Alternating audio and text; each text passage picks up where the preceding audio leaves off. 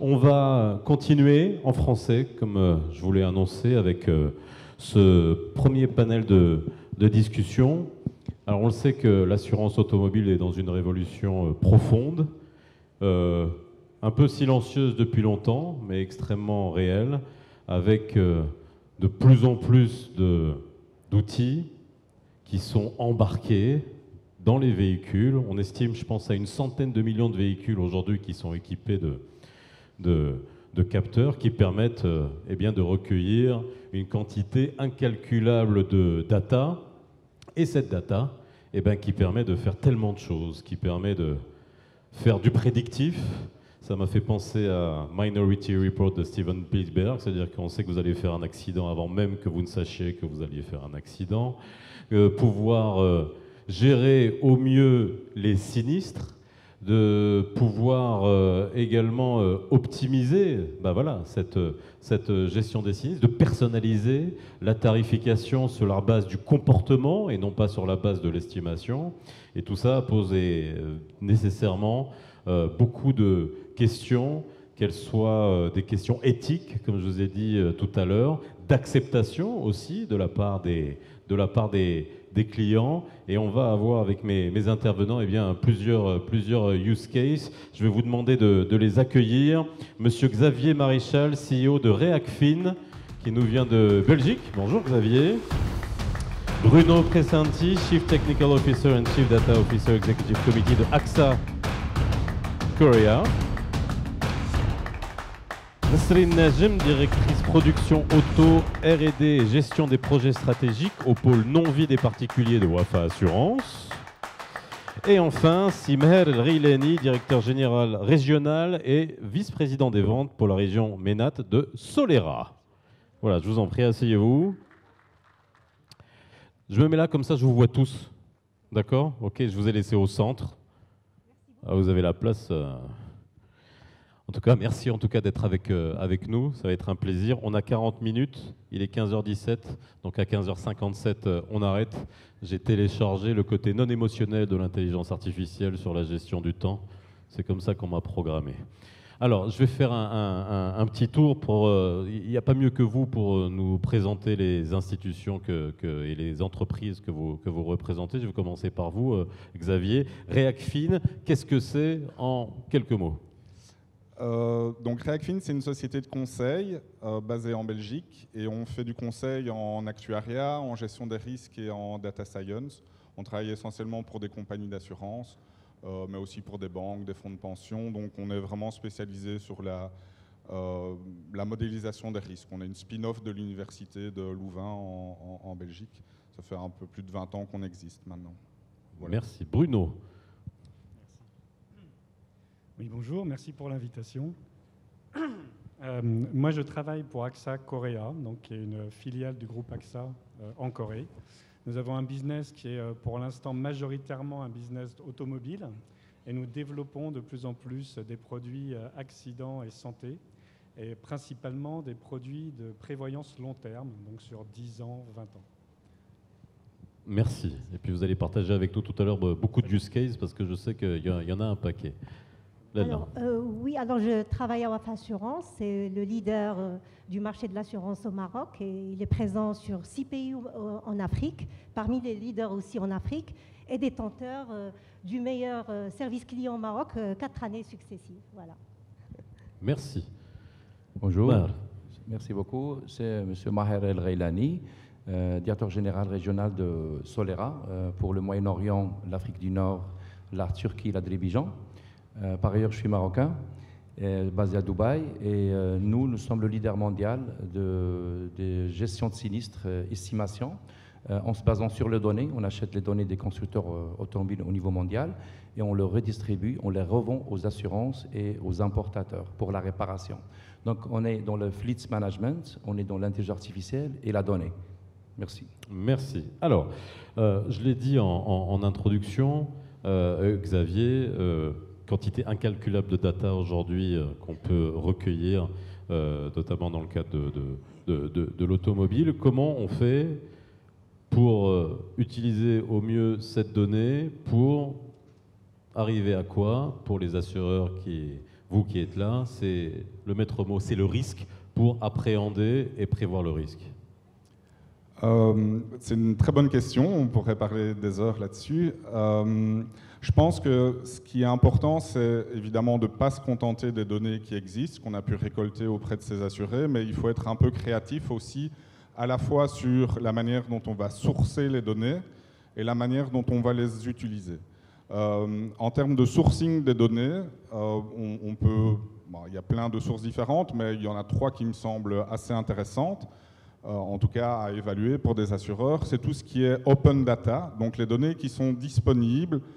J'avoue que je ne connais pas bien la situation au Maroc, mais en Europe, il y a beaucoup d'institutions gouvernementales, etc., qui mettent à disposition des données sur la population, les taux de criminalité par région, des cartes d'inondation, par exemple, ce genre de choses. Et donc, toutes ces informations qui sont disponibles devraient, à mon sens, être mieux utilisées par les assureurs. Donc ça, c'est une première source.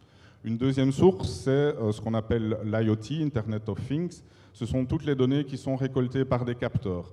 Ce qui vient naturellement, et vous l'avez mentionné dans votre introduction, c'est évidemment la télématique, donc ce qui est utilisé pour capturer le comportement des assurés. Je pense qu'on va y revenir un peu plus tard. Mais on peut penser aussi à collecter des données au niveau habitation, etc. Bon, aujourd'hui, on se concentre sur l'automobile, donc je ne vais pas trop parler d'autres applications.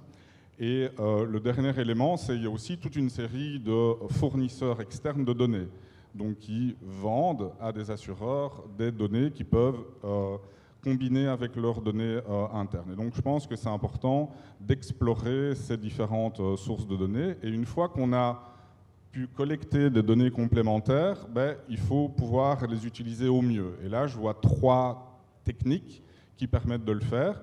Des techniques plutôt statistiques, machine learning, où on va par exemple pouvoir créer de nouvelles variables qui vont être plus prédictives pour même nos modèles sur base des informations qu'on a à disposition. C'est ce qu'on appelle du feature engineering. Par exemple, on va pouvoir créer sur base d'informations qu'on a collectées sur les véhicules, on va pouvoir créer des catégorisations de véhicules qui vont après être utilisés dans les modèles prédictifs. Donc ça, c'est un premier type de modèle, plutôt classique ou machine learning. Un deuxième type, c'est plutôt tout ce qui est lié au texte, aux documents. Donc c'est le Natural Language Processing, les Large Language Models maintenant, qui permettent d'extraire de l'information de documents textuels, à nouveau pour créer des données structurées qui vont pouvoir être utilisées après pour l'évaluation des risques. Et le troisième, je dirais, le troisième type de modèle, de technique, c'est plutôt tout ce qui est image processing, donc pour collecter ou extraire de l'information depuis des images, par exemple l'évaluation automatique de coûts de sinistre pour des dommages auto, mais je crois que... oui, ça on va voir avec Maher, parce que c'est sa spécialité. Tout à fait. Et on en a parlé tout à l'heure et on a été très fiers, et puis on va essayer de creuser là-dedans. Bruno, je crois savoir que vous avez quand même développé un certain nombre de use cases ces dernières années, je pense près d'une 50aine, donc j'imagine que c'est là, quand on est à ce niveau-là, c'est quasiment de l'industrialisation en termes de sortie d'implémentation d'outils et de use case en termes d'IA. Comment on arrive à atteindre cette maturité pour optimiser son portefeuille, les process et arriver à scaler autant en termes de mise en place de l'IA? Oui, alors effectivement, en Corée, nous avons atteint un certain niveau de maturité en termes de développement de l'IA dans l'assurance. Monsieur Lee, ce matin, du GIAC, a montré toutes les applications qui étaient maintenant répandues sur le marché coréen. Et il y a un contexte à ça. Il y a un contexte, c'est que le marché de l'automobile coréen est très contraint. Notamment, la tarification est contrainte et le niveau de prime est très compétitif. Donc, pour se développer et créer un avantage compétitif, en fait, il faut travailler sur la donnée pour pouvoir optimiser la souscription et pour pouvoir aussi optimiser les coûts opérationnels. Donc, c'est de cette contrainte, je dirais, qu'est né cet avancement qu'on a en IA sur le marché coréen.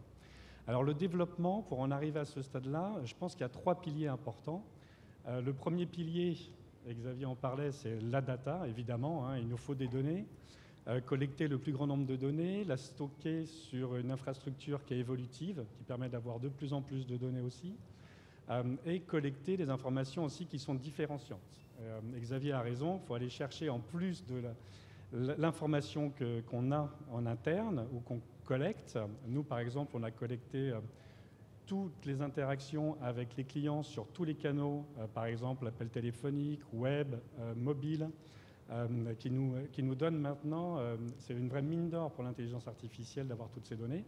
Mais on a aussi la chance d'avoir beaucoup de données externes. Et en Corée, on bénéficie de bases de données centralisées où on peut, sur la base du numéro de sécurité sociale du client, avoir accès, bien sûr après son consentement, mais avoir accès à... Vous avez eu mon sourire jusqu'aux oreilles? C'est important. Mais on peut avoir accès à tous ses contrats d'assurance, à tout son historique sinistre, aux infractions au code de la route, etc. Donc interconnexion totale d'un ensemble de données. Et ben, là, c'est le rêve pour pouvoir... Exactement, voilà. Et ça pourrait être une bonne idée, par exemple, pour la Fédération marocaine des assurances, d'essayer de mettre en place ce genre de données centralisées. Ça, c'est un premier pilier. Le deuxième pilier, c'est évidemment l'expertise technique. Donc, on parlait de data engineering et après de data scientist. Important d'avoir ces ressources, de faire le lien entre le data science et le business. Donc ça, c'est aussi très important.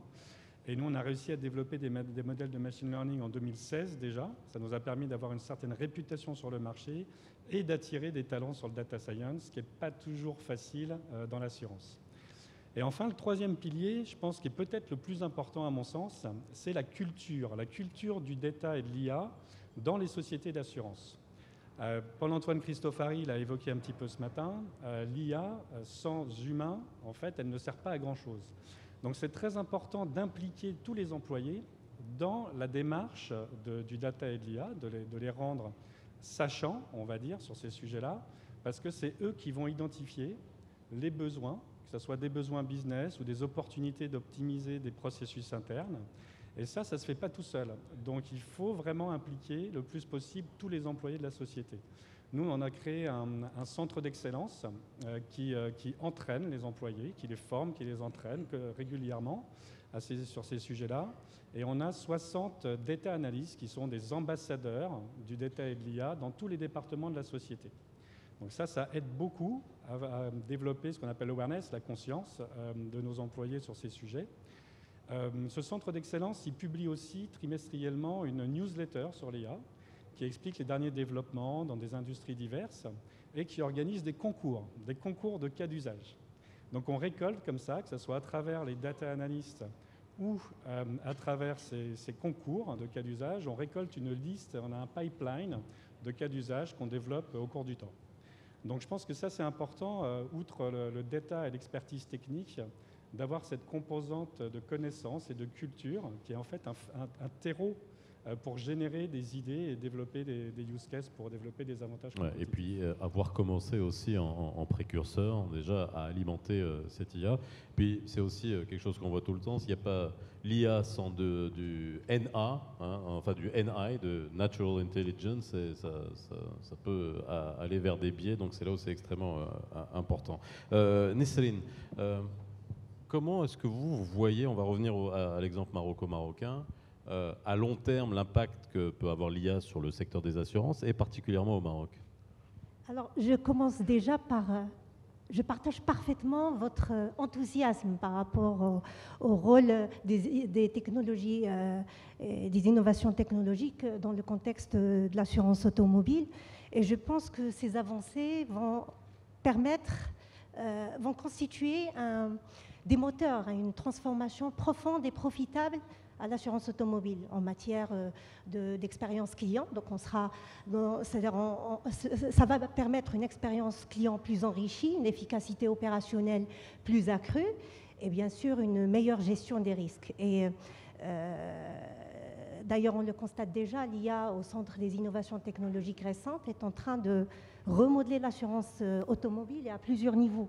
Donc on le constate au niveau de la gestion des sinistres, donc elle apporte plus d'efficacité en rendant possible le traitement des dossiers d'une manière plus rapide, plus transparente et in fine plus satisfaisante pour les assurés. Il y a aussi son apport en matière de connaissances clients. Donc, une meilleure connaissance client, forcément, ça va permettre la personnalisation des offres, ça va permettre aussi une tarification plus dynamique. Et puis, il y a aussi son impact sur le réseau de distribution. Aujourd'hui, on parle d'intermédiaires augmentés parce qu'il y a l'IA, elle est là pour le soutenir dans son activité au quotidien et aussi pour le soutenir dans sa relation avec son client final. Et enfin, il y a bien entendu le rôle de ces nouvelles technologies dans la maîtrise des risques et ça va permettre aussi une plus grande capacité de détection de la fraude, qui reste quand même un sujet très important pour les assureurs. Et pour Wafa Assurance, donc, pour nous, c'est quelque chose qui est vraiment très prometteur. Et donc, on s'investit corps et âme dans l'expérimentation des l'IA, des nouvelles technologies, de manière justement à améliorer la qualité de service et améliorer l'efficacité opérationnelle. On reviendra sur des use cases aussi qui ont été mis à votre niveau et après je vous poserai des questions aussi pour qu'on puisse comparer sur différents marchés, différentes maturités de marché, en termes d'équipement aussi du parc automobile parce qu'on n'est pas tous logés à la même enseigne, même en termes de qualité de data et de data disponible en open source comme vous l'avez dit tout à l'heure. Simar, avant qu'on aille aussi dans le détail, c'est vrai que quand on entend ça, on se dit ok, c'est génial pour les compagnies d'assurance, mais il y a quand même aussi, alors je ne vais pas dire un risque, mais il y a des challenges pour certaines compagnies d'assurance et justement à quoi il faut faire attention, à quoi elles doivent être vigilantes pour justement pas rater le coche et aller dans cette transformation et qu'on ne soit pas à la traîne par rapport à d'autres compagnies. Merci beaucoup. Je ne sais pas si je défile la présentation en même temps. Oui, on est là. Donc, si vous répondez à ma question, oui, je peux défiler ce qu'on veut derrière. Hein. Les challenges que nous avons vus dans les différents pays, au Maroc, surtout dans la région MENAT, ce sont des challenges qui sont communs, notamment, c'est-à-dire les fortes inflations dans quelques pays africains. Et en Turquie, en Égypte, aussi la partie d'évaluation de la monnaie. Heureusement, le Maroc il est stable par rapport à ces problèmes-là. Moi, j'ai essayé de faire un statut des problématiques et des pain points, parce qu'en fin de compte, les technologistes doivent répondre aux problématiques du marché et trouver des solutions. Après, bien sûr, il y a aussi les risques comme tout ce qui est catastrophe naturelle. Malheureusement, au Maroc, on a fait à Marrakech, en Turquie, qui sont dans ma région, la région MENAT. Et on a reçu pas mal de sollicitations des assurances, comment on peut utiliser la technologie et l'intelligence artificielle pour déjà prévoir les séismes, prévoir les catastrophes et en même temps répondre avec des actions et des KPI. Le Maroc était pionnier au niveau des catastrophes naturelles grâce à Sa Majesté le Roi et aussi les banques consignes. Et on avait des hommes comme M. Chafi'i, et malheureusement aujourd'hui n'est pas venu, qui était dans ce département important. Et le Maroc, il a pu résoudre le problème. Il y avait même des Turcs qui sont venus au Maroc pour s'inspirer de l'expérience marocaine. En même temps, ça c'est la partie macroéconomique qu'on ne peut pas influencer. Par contre, dans la partie niveau de l'industrie des sinistres, il y a des problèmes en commun, c'est les retards, par exemple, les retards de réparation. Les retards, c'est un challenge problématique pour la satisfaction client. Moi, je suis un client, je m'en fiche, je veux ma voiture dans une semaine, dans 3 jours. Mais les retards, des fois, ils viennent de l'écosystème, la pérennité des pièces. Des fois, les pièces ne sont pas sur place, il faut les commander. Et, non, mais des fois, déjà oui. dans le process, ok, sinistre, déclaration, expert, contre-expert, et puis arrive cette... Là, justement, dans la gestion des sinistres avec justement l'utilisation de l'intelligence artificielle avec reconnaissance au niveau des photos, c'est Oui, bien sûr. On va utiliser l'intelligence artificielle pour permettre à l'homme à automatiser tout ce qui peut être automatique et laisser, c'est-à-dire les experts, de se concentrer sur leur core business, sur les grands dommages. Si, par exemple, on défile la partie, je vais aller pour la deuxième slide, là, on utilise l'intelligence artificielle. Vous allez dire comment l'intelligence artificielle va résoudre les problématiques des assurances. Effectivement, on va passer c'est-à-dire validation d'un sinistre au niveau mondial et même au Maroc, de 5 jours à 15 jours, selon c'est-à-dire la maturité de l'assurance et du processus en place à 5 minutes. Mais c'est extraordinaire. Si on réduit la validation avec des systèmes d'information, pas nécessairement avec Solera, il y a tout le monde qui fait la même chose, et il y a aussi, bien sûr, la qualité diffère. Et là, avec l'intelligence artificielle, c'est agréable. On est capable de réduire de 15 jours à 5 minutes. Imaginez combien de ressources on va réduire pour les orienter dans d'autres métiers de l'assurance. Et en même temps, on va satisfaire le client parce que la réparation va être rapide. Donc, au lieu d'attendre. Question, est-ce que l'IA va être capable de détecter que si on a, imaginons un petit sinistre, allez, mon rétroviseur qui est cassé, est-ce que l'IA peut détecter que c'est moi qui l'ai cassé? C'est vrai que... Il va falloir utiliser toutes les datas autour pour voir si je suis susceptible d'être un fraudeur. C'est vrai, nous, c'est-à-dire, on n'a pas cette technologie. On peut l'avoir parce que ça rentre dans la protection des données personnelles. On est certifié avec la CNDP et il y a d'autres acteurs dans le marché qui font la même chose. Par contre, nous, on a la capacité, avec le bureau de châssis, d'identifier la voiture d'une manière unique. C'est-à-dire, avant que la voiture sorte au marché, nous avons cette capacité et notre contrat à travers 200 millions de dollars, on achète la donnée pour avoir la génétique de la voiture et on la revend aux assurances d'une manière structurée de telle sorte que l'assurance va contrôler les heures de réparation. Parce que c'est un expert qui dit qu'on va réparer la BM série 3 pour changer le pare-choc 10 heures, c'est pas possible, c'est 3 heures. Donc, on a cette capacité de catalogue. Donc, il va y avoir quoi? Une standardisation, finalement, Exactement. qui est proposée, bon, qui n'est pas opposable, mais au moins qui est proposée, qui permet d'avoir un référentiel, quoi. Exactement, c'est un référentiel, mais nous, on ne peut pas imposer sur les assurances. On donne un standard pour dire pouvait être entre 20%, 30%, mais pas plus de 100%. Après, il y a des workflows qui sont, par exemple, de gestion de sinistre depuis, c'est-à-dire le FNOL. Là, on peut détecter est-ce que c'est une perte totale ou non, instantanément, sans que la voiture passe avec un remorquage jusqu'à, c'est-à-dire le garage, et découvrir qu'il doit être dans la casse. Donc, on a cette capacité technologique de détecter avec l'intelligence artificielle, selon, c'est-à-dire le dommage, la sévérité de dommage. On a la capacité de dire que là, on a un succès de 94% de détection. Après, bien sûr, il y a toujours l'amélioration du temps, l'amélioration du NPS pour la satisfaction client. En fin de compte, on peut dire que l'intelligence artificielle, il nous rend la vie facile sans remplacer l'homme, 100%. Une question que j'ai posée tout à l'heure. Bien sûr. Ça concerne que la carrosserie ou alors aussi les dommages internes d'une voiture en cas d'accident? Jusqu'à aujourd'hui, c'est la carrosserie. AXA, on travaille, je ne sais pas si on travaille avec AXA Corée, parce qu'on travaille avec vous peut-être, parce qu'on travaille avec 40 filiales au niveau mondial. Solera, on est dans 120 pays.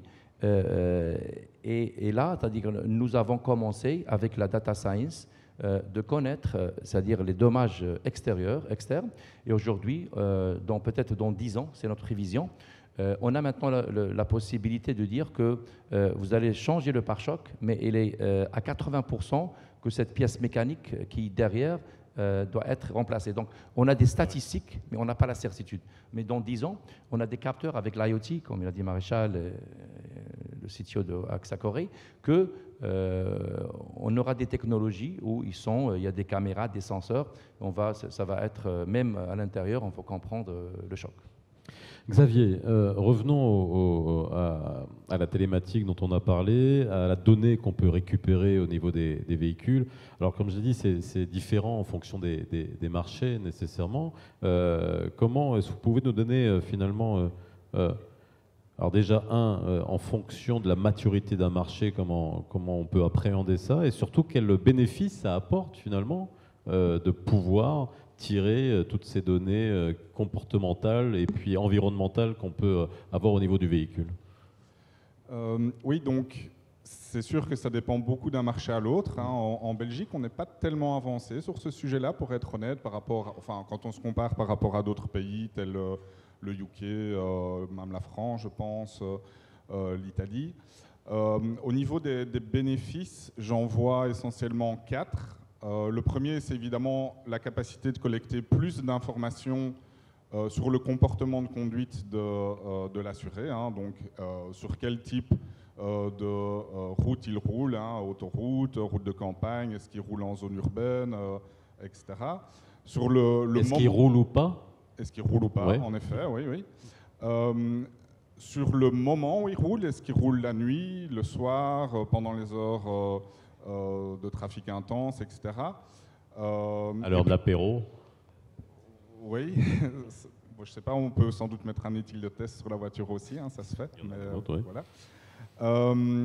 Et puis aussi sur son comportement de conduite. Est-ce qu'il est agressif derrière le volant? Est-ce qu'il freine brusquement, etc. Et donc toutes ces données complémentaires permettent d'affiner l'évaluation des risques et d'individualiser la tarification. Après, on peut se poser la question, est-ce que c'est une bonne chose, l'individualisation de la tarification? Mais enfin, en tout cas, ce genre de technique le permet. Donc ça, c'est je dirais, je pense, le bénéfice principal. Après, on a toute une série de bénéfices secondaires, l'amélioration du service et donc de la satisfaction des clients en termes de gestion peut-être plus automatisée des sinistres, de conseils hein, qu'on peut donner aussi via les applications de télématique aux conducteurs pour améliorer leurs habitudes de conduite ou pour faire des alertes en cas de problème climatologique, par exemple, pour rentrer leur voiture dans leur garage s'il y a de la grêle ou un orage fort. Mais le questionnement là que vous avez eu, est-ce que c'est une bonne chose ou pas? Ne le prenons pas du côté compagnie, mais prenons-le du côté client. Est-ce que là aussi, il y a le niveau d'acceptabilité aussi? Est-ce qu'il y a le fait d'être tarifé en fonction de son comportement et de son usage? Là aussi, j'imagine que ça diffère en fonction des cultures, en fonction des marchés. Peut-être des cultures beaucoup plus rationnelles vont dire ok, moi j'ai ma voiture au garage toute la semaine, j'utilise que le samedi dimanche, j'ai envie d'être couvert que le samedi le dimanche, ou alors voilà, ou comment on analyse ça? C'est évident que ça va dépendre sans doute d'un pays à l'autre, mais aussi d'un profil d'assuré à un autre. Typiquement, des jeunes vont être sans doute plus à l'aise avec le fait de partager leurs données parce que ils sont tout le temps avec leur smartphone, etc.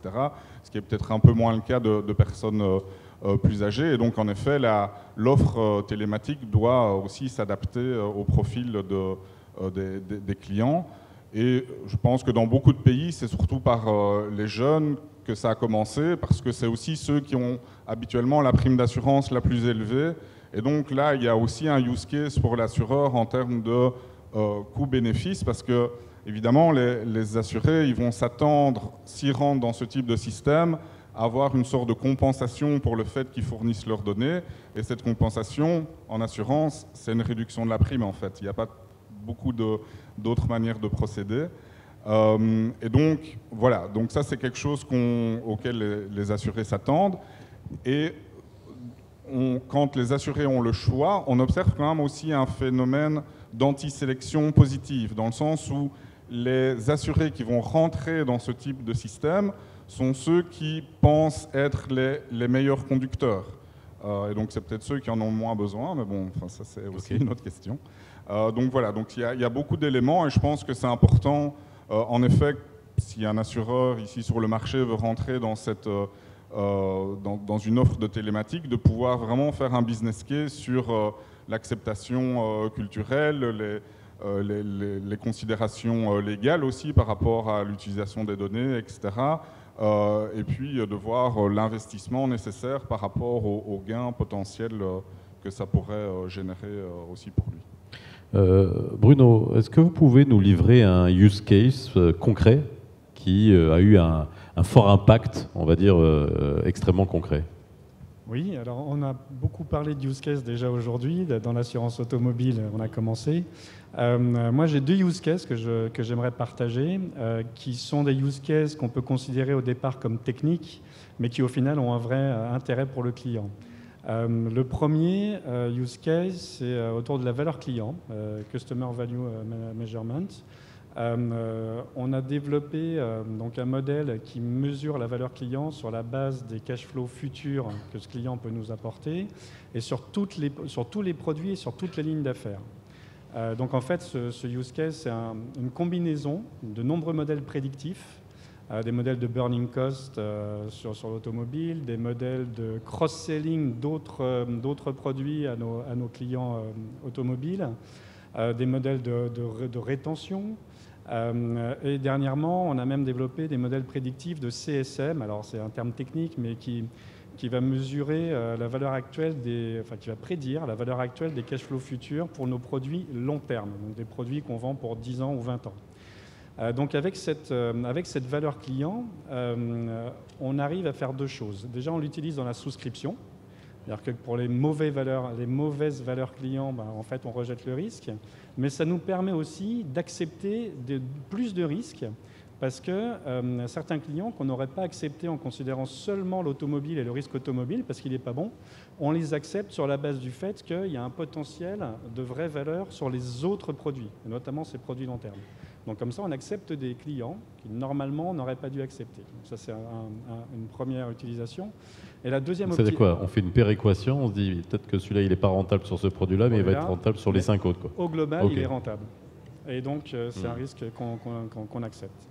La deuxième utilisation qu'on fait de la CVM, c'est le commissionnement de nos forces de vente. C'est-à-dire que meilleure est la valeur client, plus forte sera la commission. Donc ça, c'est très motivant pour les forces de vente et c'est très bien pour nous parce que ça améliore en permanence la qualité du portefeuille. Donc ça a aussi une valeur pour le client au final parce qu'on a un gain sur la profitabilité qui n'est pas négligeable et du coup, au final, on baisse la prime d'assurance pour nos clients. Nestlé, à votre niveau, est-ce que vous avez déjà intégré l'intelligence artificielle? Vous aussi, je vais vous poser la même question, un use case au niveau de Wafa Assurance. Vous avez dit que vous avez testé, au moins commencé à tester. Qu'est-ce que vous avez déjà implémenté? Alors, effectivement, on a mis en place plusieurs use cases et je vais vous partager aujourd'hui les 4 principaux. Donc, je vais commencer par le use case le plus emblématique. C'est la collaboration entre l'intelligence humaine et l'intelligence artificielle dans le contexte de la gestion de sinistres. Et là, ça vient en complément de ce qu'a dit Maher. Donc, nous avons déployé une solution qui permet aux clients de recevoir une proposition d'indemnité dans les 15 minutes qui suivent la survenance du sinistre. Et puis, une fois ils valident cette proposition, le règlement est opéré dans les 20 minutes qui suivent. Donc, cette solution, elle apporte beaucoup d'avantages. Le premier, et ça a été cité par Maher, c'est l'identification automatique du véhicule à travers le numéro de châssis. Donc, ça permet de rapatrier toutes les informations du véhicule. Le deuxième point fort, c'est la prise de photo. Donc la prise de photo, elle se fait à travers cette application-là, via l'agent assisteur sur le lieu de l'accident. Donc il se déplace pour prendre les photos et il utilise cette application. Donc il n'y a pas de téléchargement de photos et donc on évite le risque de fraude, de falsification. Et le troisième point fort, c'est l'océanisation. Mais même ça, les photos, l'intelligence artificielle aujourd'hui peut détecter si c'est une... Tout à fait, ouais. J'imagine, oui. Mais le fait c'est-à-dire de prendre les photos à travers l'application, ça sécurise plus. Et je disais que le troisième point fort, c'était l'océanisation des documents de base. Donc ça permet d'extraire la donnée d'une manière automatique et éviter la saisie manuelle des informations.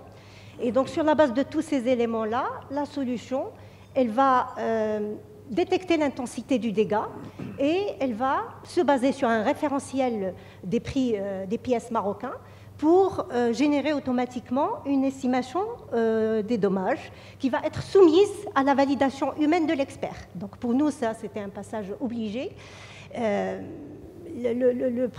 La dernière fonctionnalité qui est très importante aussi pour nous, c'est que cette solution permet la détection de la fraude sur la base de l'historique disponible sur le véhicule. Et donc ce mode opératoire, nous l'avons déployé surtout pour les dégâts légers, de moins de 10 000 dirhams. Vous en avez parlé, c'est surtout la carrosserie. Et puis exclusivement sur notre parcours Wafa Auto Serré, qui est un parcours d'indemnisation rapide. Donc, c'est-à-dire aujourd'hui, cette solution, elle apporte énormément de valeur à nos clients. Et ça permet aussi de sécuriser le processus de gestion de sinistre et le rendre encore plus rapide et sûr. Et surtout. Ça. Oui. Alors, le deuxième cas d'usage, et ça relève de la fidélisation des clients, et je rejoins un peu ce qu'a dit Bruno. La réduction du taux d'attrition, c'est un défi majeur pour les assureurs. Pour les assureurs, tous les assureurs, que ce soit au Maroc ou à l'étranger. Et donc, le fait d'avoir la capacité de détecter les clients qui sont susceptibles de partir, ça permet de mettre en place des stratégies de rétention qui sont efficaces.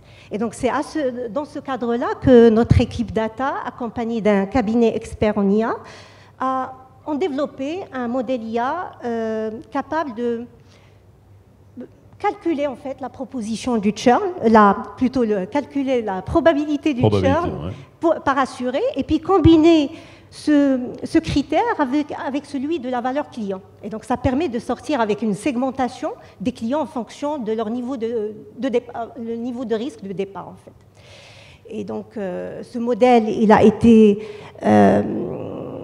entraîné sur des données historiques, pratiquement 5 ans d'historique, et par la suite testé sur une période plus récente. Donc ça nous a permis d'identifier plusieurs variables qui influencent le churn, et je peux en citer quelques-unes. Il y a l'ancienneté de l'intermédiaire, l'âge du client, la prime, et puis aussi la périodicité du contrat.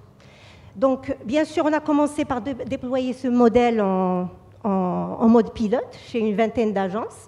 Le résultat étant concluant, puisque ça nous a permis quand même de réduire, d'améliorer le taux de renouvellement de 5%. Aujourd'hui, on est en phase de généralisation. Et toujours dans le cadre de la fidélisation, nous sommes en train d'explorer la possibilité du cross-selling, donc à travers un modèle IA qui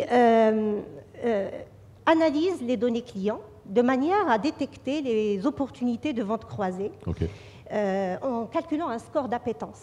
Bien sûr, le modèle est amélioré en rapprochant les profils des clients qui sont réellement appétents à ceux initialement prédits. Et je peux terminer par le quatrième cas d'usage qui est l'OCR couplé à l'IA. Donc, on l'utilise surtout au niveau du parcours de souscription sur notre application digitale MyWafa, mais aussi en back-office pour les besoins des contrôles et fiabilisation a posteriori. Donc, cette association OCR-IA apporte énormément de valeur et permet beaucoup d'efficacité. Parce que vous avez d'un côté l'OCR qui va convertir les images de texte en texte numérique et data, et de l'autre l'IA qui va apporter sa capacité d'analyse contextuelle, d'automatisation d'un certain nombre d'éléments, de classification de documents par exemple, automatisation de contrôle, et c'est-à-dire apporter de l'efficacité dans les processus de gestion. Il nous reste 5 minutes. C'est dommage parce que j'aurais voulu aborder beaucoup d'autres choses, mais voilà, on va faire en sorte. Alors, je vais en profiter, vous savez ce que je vais faire, je vais commencer par vous. Je vais vous poser une dernière question à laquelle vous allez répondre tous. On est quoi? On est en 2025? En 2035. C'est beaucoup hein, pour les 10 ans, se projeter dans 10 ans. Comment vous voyez l'assurance automobile? Pas de demain, d'après-demain, dans 10 ans. Est-ce qu'il y aura encore des actuaires? Parce que ça, c'est une question que j'allais vous poser. Comment va être l'assuré? Comment vont être les process? En combien de temps on va pouvoir déclarer un sinistre et être remboursé peut-être quasiment directement sur son compte au bout de 10 minutes? Très bien. 2035. Faisons de la science, pas de la science-fiction, c'est de l'anticipation. Très bonne question, parce que vous savez qu'on est le leader mondial en termes de gestion de sinistres et on prévoit en fait de la recherche-développement. C'est-à-dire que toute la compétition, ils font 40%, nous, au niveau mondial, on fait 60%. La prédiction, c'est que déjà, avant de prédire, c'est que l'assurance va être digitale. C'est-à-dire on aura comme Lemonade, Digital Insurance. Peut-être qu'il y a des assurances qui sont, on peut dire... Plus l'attestation jaune chez nous, avec tout est le digital, terme, etc. Okay. Exactement. Mais bien sûr, il y a des hommes Elle va manquer, derrière. celle-là. Des hommes et des femmes derrière. Ça d'une part. D'autre part, c'est-à-dire tout ce qui est analyse prédictive. Maintenant, on peut prévoir le futur et détecter, c'est-à-dire le sinistre même avant d'arriver. Donc maintenant, la partie Fleet Solutions, c'est la tendance au niveau mondial. Déjà, avant d'arriver, c'est-à-dire au sinistre, il faut l'éviter. Troisièmement, il y a maintenant, c'est-à-dire nous avons pu connecter, comme il a dit M. Marshall, le data science ou le repair science. Nous, on est des professionnels de repair science, donc on a pu les rassembler pour détecter au cas d'accident les dommages et avoir une préestimation automatique sans intervention humaine. Donc juste un exemple concret, la semaine dernière j'étais à Istanbul avec Anadolu Sigorta, c'est la plus grande assurance avec la Turquie Sigorta. On a fait des pilotes, ils ont dit que maintenant, à partir de l'année prochaine, 80% de sinistres ils vont être gérés automatiquement. C'est les lights. On va se concentrer que sur 20% des grands dommages. Aujourd'hui, c'est la première assurance de la région, toute la région MENAS qui vont faire ça. Et les Turcs, ils sont pionniers même, ils veulent dépasser les Européens. C'est-à-dire, moi j'ai des collègues, on a le même projet, on voit que la Turquie, ils veulent dépasser. Peut-être c'est un challenge de la Turquie. Et maintenant, l'Arabie Saoudite et le Maroc. C'est les trois tops dans la partie technologie. Dans la partie, pour terminer, la cybersécurité, parce qu'on a eu ces informations les dernières c'est-à-dire journées, on a vu il y a des fuites. Nous avons aussi on a fait une acquisition, on a fait 50 acquisitions dans 10 ans. Et parmi les acquisitions, c'est pour les voitures autonomes, la cybersécurité et l'authentification. Donc avec un passeport digital et connecté avec Know Your Customer, KYC, et il est connecté à l'Interpol en temps réel, et aussi pour voir est-ce que le client est solvable ou non, ou l'acheteur, pour ne pas même faire la transaction. C'est en temps réel. Et c'est avec l'intelligence artificielle. Merci. Xavier, 2035. Je pense que Bruno voulait répondre à la question par rapport aux actuaires, donc je peux peut-être d'abord lui laisser la parole et je complète. Alors moi, si 2035, j'aimerais bien commencer par les agents IA. Moi, je pense qu'en 2035, alors vous savez, la première phase d'intelligence artificielle, c'était l'IA prédictive. Oui. Ensuite, en ce moment, on est tous dans l'IA générative et de plus en plus, beaucoup travaillent sur l'IA agentique, donc les agents AI.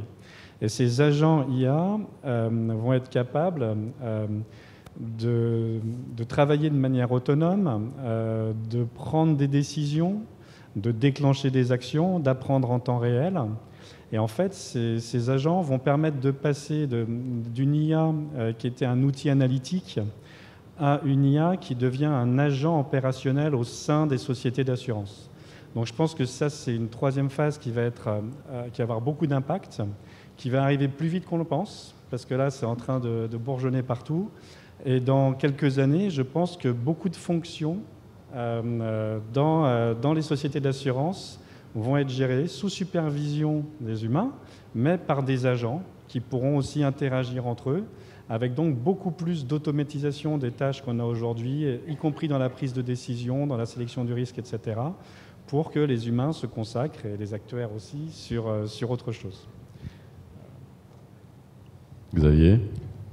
Donc du coup, si je me concentre sur le rôle des actuaires dans cet environnement, je suis tout à fait d'accord avec ce que Bruno a dit en termes d'augmentation, disons, des capacités des actuaires par les agents IA, par exemple.